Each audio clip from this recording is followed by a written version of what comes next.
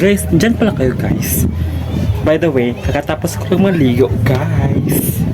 At, wait. Gamit ko pala ang mahiwagang ginger. Kita nyo naman guys, malapit na umaubos. Sa mga gustong umorder or gustong subukan ng ginger guys, just visit my TikTok shop. Ito guys, oh. Yan. So, by the way guys,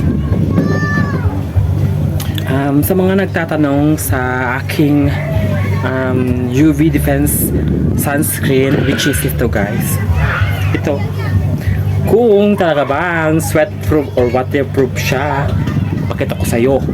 Ano ka? Yan.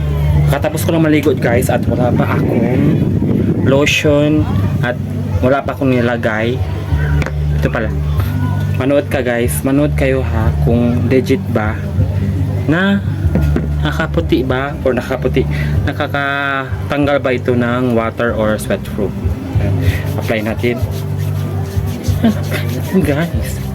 At maganda ito guys dahil no white cast. Kahit masapo na pa sobra yata nagay ko. Spread mo lang talaga siya sa buong katawan mo or sa face mo. At no white cast guys. At ang bango guys. Napakatipid ito guys.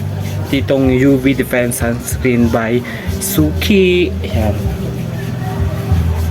Manood ka guys ha. Manood kayo mga na. Yan. Oh. Anong difference? Malamang. Ang puti dito sa kabila compare dito. Oh. Ha. Manood kayo. The moment of truth, babasain ko to guys ha gamit ang water. Wait. Ito na guys ha. Tubig yan guys. Tubig yun. Oh. I will show. Wala akong nilagay dito ha.